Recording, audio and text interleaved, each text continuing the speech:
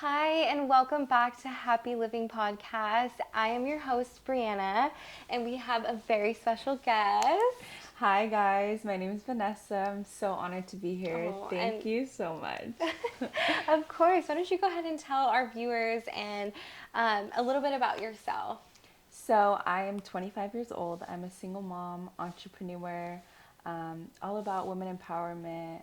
Recently got into the gym. We can kind of dive into that a little bit. All about positive vibes, taking care of your mental health. Yeah, I can't wait to share with you guys. Yeah, and that's so powerful, and I'm so excited to hear those different aspects of your life. I mean, just a little bit from all those different areas that you just shared. What is some knowledge and wisdom that you gained over the years that you can give people as an overall advice? I would say overall, taking care of your mental health and that voice inside your head and getting that voice like in check to be kind to yourself is like the number one thing. Like you literally are your own worst enemy. Yes. I know people say that all the time, but it's so true. Like I think if people like thought that every single moment of their life, like it's me versus me, like the world would be a better place in so many ways. Yeah. So we had some of our listeners submit some questions for Vanessa, and we'll go ahead and get started with one of them, which is with some of the knowledge, with some of the knowledge and wisdom that you've gained over the years. What is something that you would tell your younger self? Advice for younger listeners. Okay. Advice for younger. No, let me think about this. Yeah, one. go ahead. Did you send me this? I did. Oh. Did I? I think I did. Advice to my younger self. I would definitely say to be selfish, to really think about myself before my friends, my family. Like not be selfish in like a greedy way or a vain way or a mean way, but be selfish in like what does Vanessa want? What does Vanessa want out of life? You know, what does Vanessa want to do for the rest of her life? What impact do I want? You know, so advice for younger people, like don't worry about your friends. Don't worry about social media. Don't worry about what anyone thinks. Like do what you truly want, what makes you happy. Because at the end of the day, like being happy is all you need in life. Absolutely. Money will follow, success will follow, but being happy, that's the gift. Absolutely. And I think that's absolutely powerful to share because I feel like a lot of people carry the weight of other people's opinions or what their thoughts or what they're thinking about themselves even, and to just be purely happy is so rare nowadays. Yeah. And I think that's absolutely amazing. Yeah, I know a lot of parents expect their kids to go to school, especially like first generation children, you know, people with immigrant parents, they expect, you know, they push like college and all this, and that's great, you know, if that's what you want to do, but there's so many other businesses and like avenues that you can take and be seriously successful without going to school, and people don't talk about that and people don't encourage that, and I think it should be encouraged because if you're an artist, like in any type of way, whatever it is, you can create your own lane and you can be successful if that's going to bring you happiness and like fulfillment to your life. So that's important. Absolutely. Wow, that's absolutely powerful. And I want to highlight on that of finding and creating your own path and pursuing your dreams as a business owner, as someone who has kind of stepped out and done things that isn't the typical job of like being a lash artist or things that our parents don't really look at as a successful job. What is something that has helped you just continue to drown out the noise and pursue your dreams in other areas as well? I think what has helped me to stay on track is honestly all the relationships I've developed with my clients. I'm almost like a therapist, so you know, people cry to me, people tell me all of these things, they come back always, they're like, they want to like, it's a safe space for yes, them. yeah, and it's they share with me that like, oh, you encouraged me during this time, or like you may not have known that like, you know, 3 months ago I was going through this, and like just talking to you really helped me. Or I have girls like text me like, I can't wait for our next appointment, like I need a vent, like I need, you know, when I leave I feel like energized, and that just keeps me going, like on, because it's hard, you know, like managing a business and having a 2-year-old is crazy, keeping up with inventory. Like, people don't see the background work. Like, having your own business is great. I do get to make my own schedule. I can go on a trip whenever I want, but you know, I don't get paid sick leave, you know, you don't get holiday time, like you don't get those benefits, retirement. And I'm always working. I'm always texting people back, you know, keeping up with inventory, scheduling, all of that. But definitely the relationships I've built makes it worth it. Yeah, you've made a lasting impact on people. Yeah. And I think that's key. How has becoming a mother changed your mindset or your perspective on life? Because you kind of mentioned it. Yeah.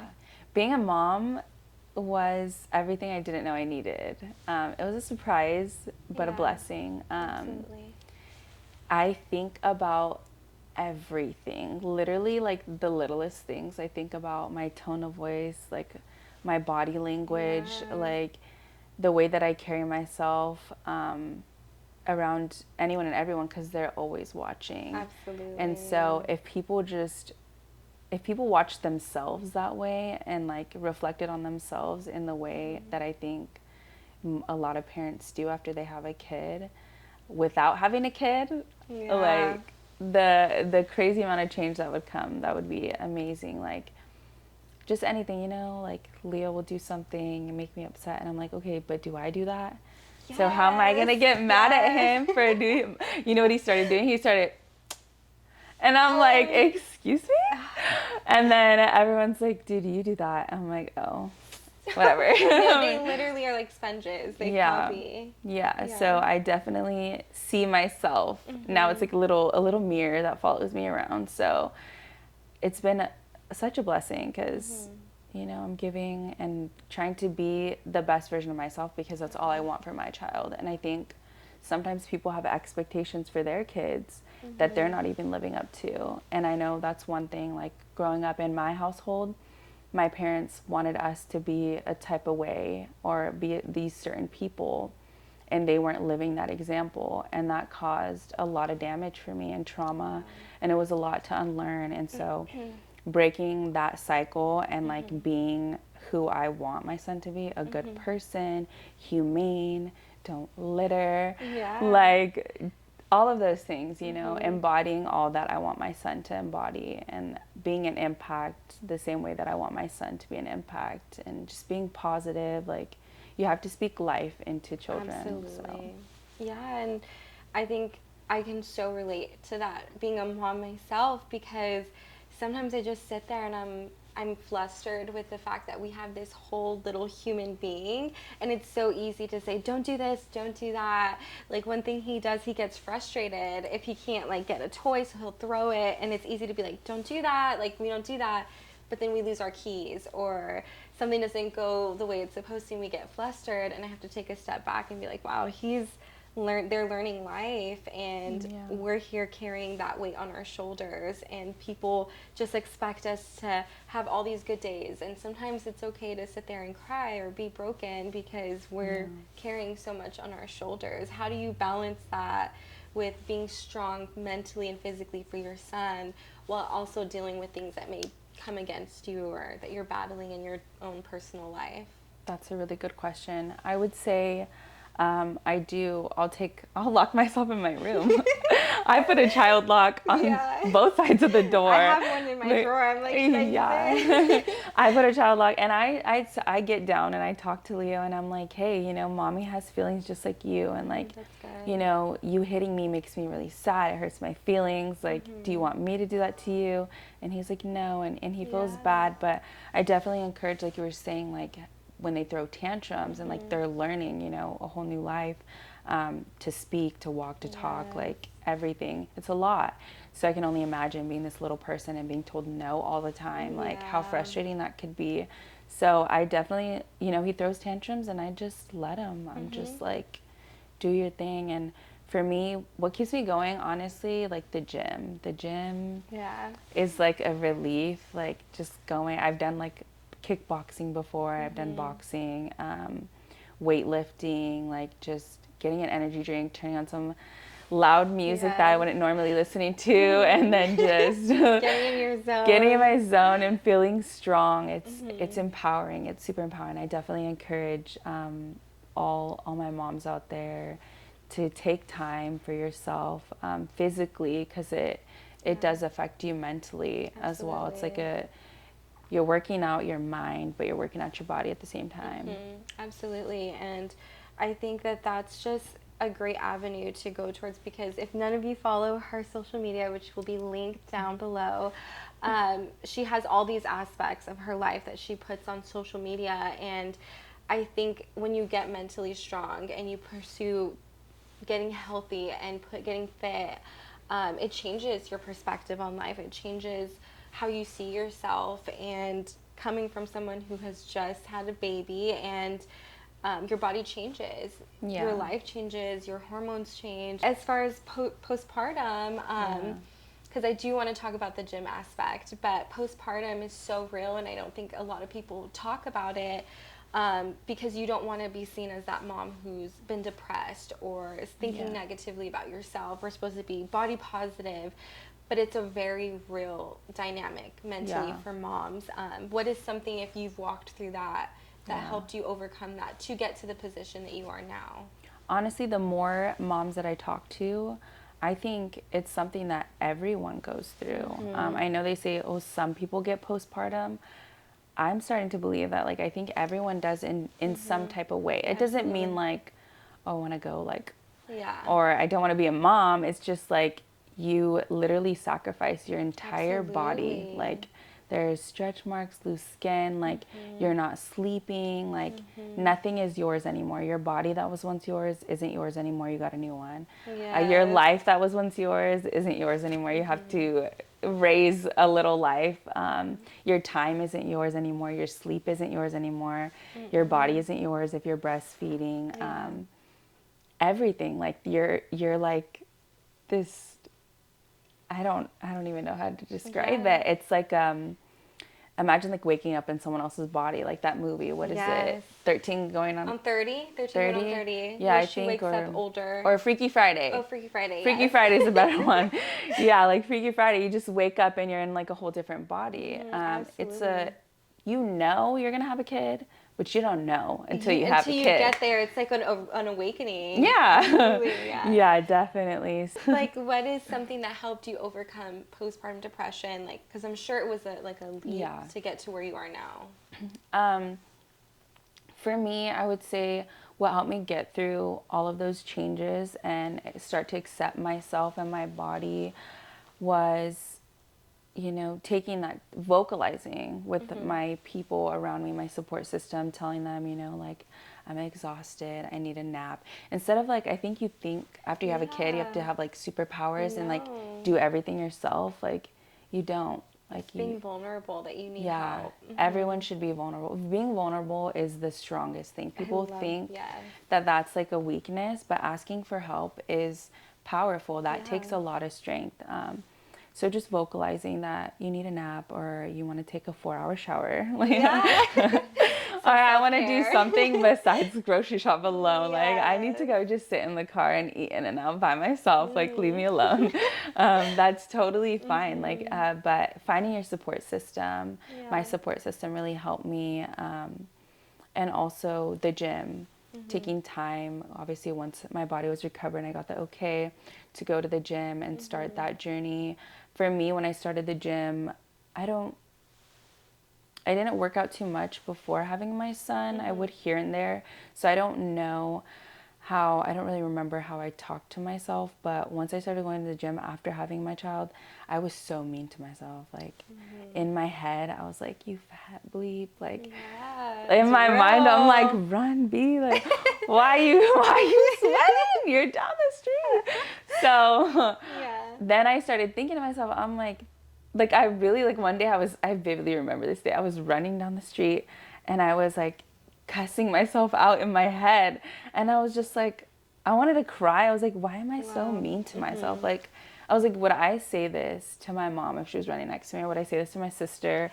Or would I say this to my kid when they're learning to walk? Like, I'm learning something new. Like, this is new to me. Like, obviously I know how to run, but like for a long period of time, like that's like learning, it's like my child learning to walk. And what if when you fell down, I was like, you little lazy, like, Yeah. you know? So finding that voice and checking that voice whenever I would hear it, I would sometimes verbally, like out loud, be running like in the back and be like, you can do this, like you got this, like you're good, like it's mental, like keep going. Yeah. And once I started talking to myself positively, like that voice got quieter and quieter. And I mean, it still comes here and there, obviously, but it was loud. It was so loud. It was louder than my own thoughts. And now it comes, but I'm like, be quiet. Yeah. Like, we got this. You know, it's one hard day. Let me take an energy drink and I'm good. We're going to push through, or we'll bounce back tomorrow, you know. But silencing that voice, I think everyone has that voice in their head. Absolutely, And everyone it's, does. if you wouldn't say it out loud to the someone that you love so much, you shouldn't say it to yourself.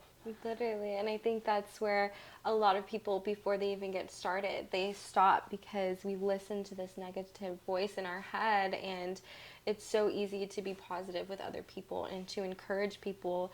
But then we wake up in the morning and we look in the mirror and we have so much self-doubt or discouragement that we give ourselves. And I think when you said that, what I tell my son who's learning to walk, this is something new. Even if it's you've taken off 6 months and you've seen a little bit of weight, or you're a new mom, or you're someone who compares your body to someone you see on social media, it's so easy to just negate the truth and like just think so negative. And I just love the way you put that, because I would never ever talk to my son like that. I would be like, it's okay, get back up, like it's okay, you're a good baby. And that's just so powerful. And what are 3 essential things that have become essential in your everyday routine in life? Every day when I wake up, I, some people call it affirmations, but I kind of just out loud, I'm like, I'm grateful for this day. You know, I'm thankful for my health. Just kind of thank the universe, thank God for everything that I have every morning. And then I would say a second thing I do is, I don't know. Should we do essential? Do you want to just do like your routine? I would say in the morning I do that. I don't know if I have 3 things that I do every single day, but definitely 2. In the morning I do that, and then before I go to bed I put on meditation music every night when I sleep, whether it's sound waves or you know, sounds of the rain, whatever it is. I put on something calming, do some breathing, and just kind of like let my day go before I close my eyes, and then I sleep like a rock. Yes, we love that. Yeah. I think manifestation and affirmations and speaking life over yourself and those around you can really cause your life to change in a positive aspect. Have you noticed like a A change. have you noticed a change in your life Yeah. in doing so? Yeah. Honestly, the meditation music at night helps Leo sleep too. Sometimes he would like wake up randomly, and now he just is out all the way through the night. I don't know if it's his age or has to do with that, but I've noticed that. And also with the positivity in the morning, talking about today's gonna be a good day. Like Leo's attitude in the morning has changed. I love that. My attitude. I saw this podcast and I saw this just stats on like the way you talk to yourself in the morning. If you wake up and you're like, I'm so tired, you're gonna be tired all day, because like you told your brain like today we're tired, and so for your whole day you're gonna be tired. If you wake up and you're like, today is gonna be a beautiful day, I feel energetic, even though you're still in bed or something, but you tell yourself this, then you're like gonna get up, and your brain is like a computer. The first thing you tell the first thing you tell it, or the first thing you do it, the first thing you feed it when you turn it on, is gonna set the tone. So it's like, you know, you turn it on and you download a virus, like your computer's gonna be messed up all day. You turn it on and, you know, you put like some, you know, little, I don't know, fireworks in the background, you know, it's gonna be good all day, so. Yeah, because our brains are one of the most powerful things in the world, and if you speak life, speak positivity, I just hearing you say how it's affected not only your life but your son's life, goes to show like everything that we pour out into the world is going to affect those around us. Yeah. And I think that's so powerful that you're trying and you're putting that into your routine to make a difference and be that impact. Yeah. So, That's great. Definitely. Even my extended family, like I'm always encouraging them and telling them, like, if, we're all hanging out and they say something negative about themselves, I'm like, dude, don't talk to yourself like that. Yeah. Like, stop doing that. Like, the more you say it to yourself, the more you're going to believe it and the more you're going to act it. And they're always like, okay, you're right. Like, Yeah. I'm sorry. I'm like, don't be sorry, be better. No, Like just yeah. tomorrow when you wake up, don't do that. Like, don't tell yourself that. Don't act insecure, and then you won't be insecure. Yeah.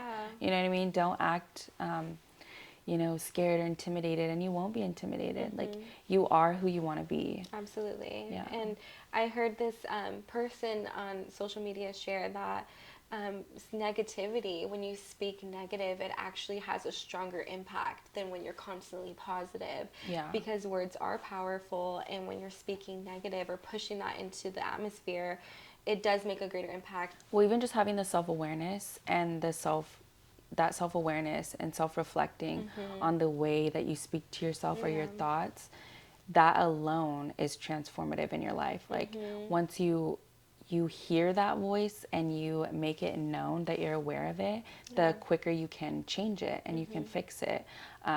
They say, like, the first step to recovery is like admitting you have a problem. So admitting you have that voice in your head, admitting that it's negative, admitting that you're not where you want to be, or you're not who you want to be, or you do have these flaws, then the sooner you can fix them.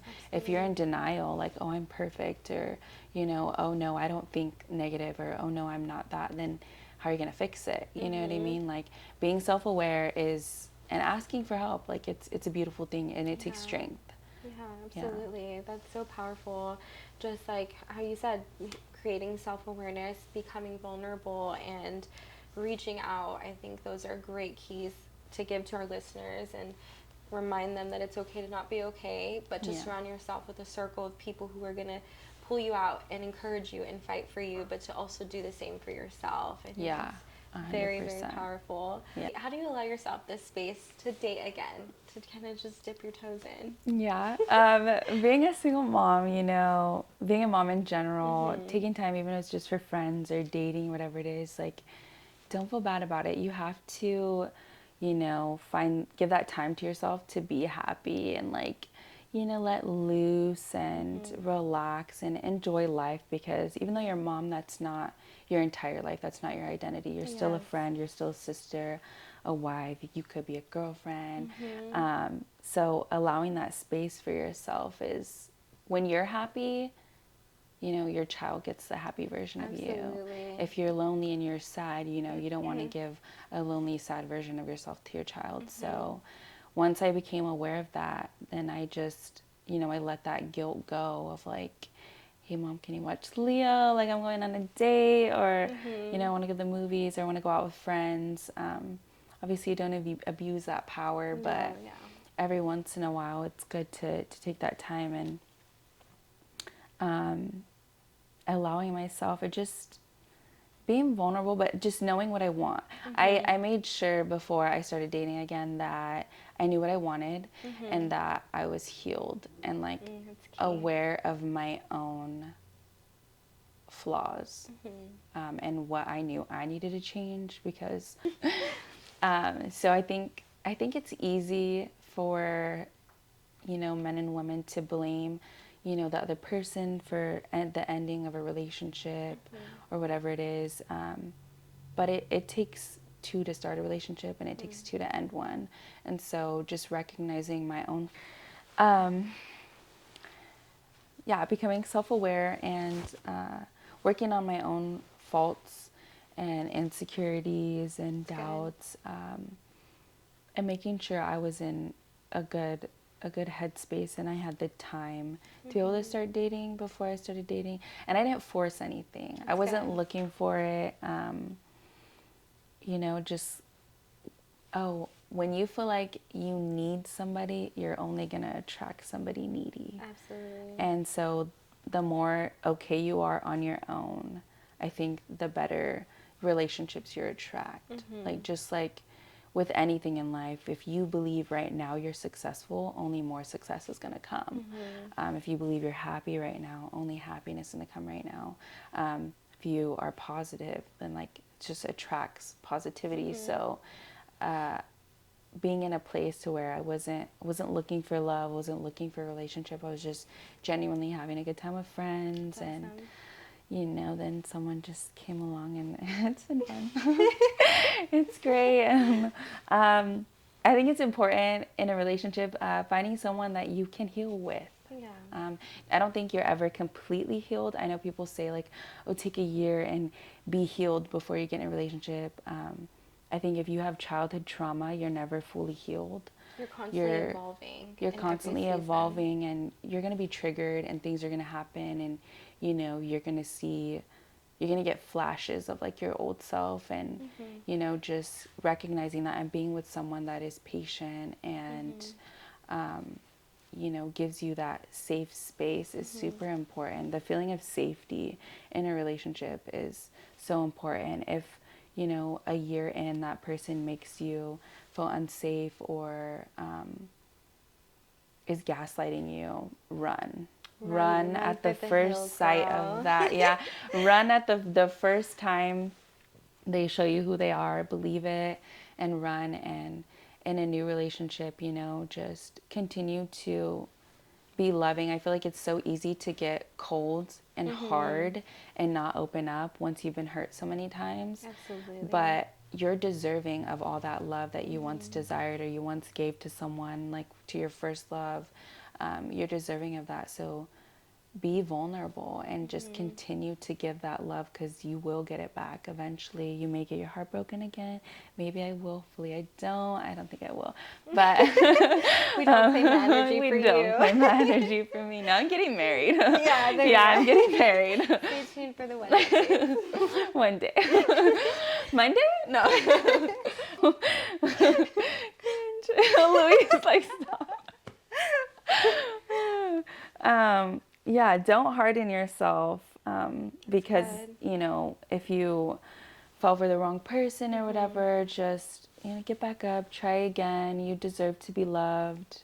You deserve a healthy relationship.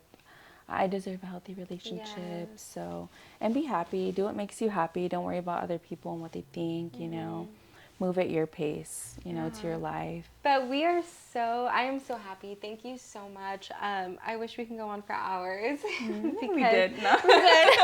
Because your heart and your mindset, I know you've gone through a lot to get to where you are, and I cannot wait to see how you continue to evolve in every area of your life and your relationship as a mother and your business. I can't wait to see your body completely just be at its strongest as you continue to pursue yourself mentally and physically. And I just want to thank you so much for giving the time to share with people and be vulnerable with us. Thank you for having me. I feel so honored being your first guest. I know. I feel famous for having you on my podcast. We're both gonna get there. We'll be there. We'll see you guys back when we have 1 million followers. Yes. This will be like volume 4, because I plan to be on more than that. Yes. We'll be back when the followers are up. Yeah, and we can't wait. Be consistent. This is gonna be amazing. I claim it. Thank you. Too. I love this for you. Thank you for having me.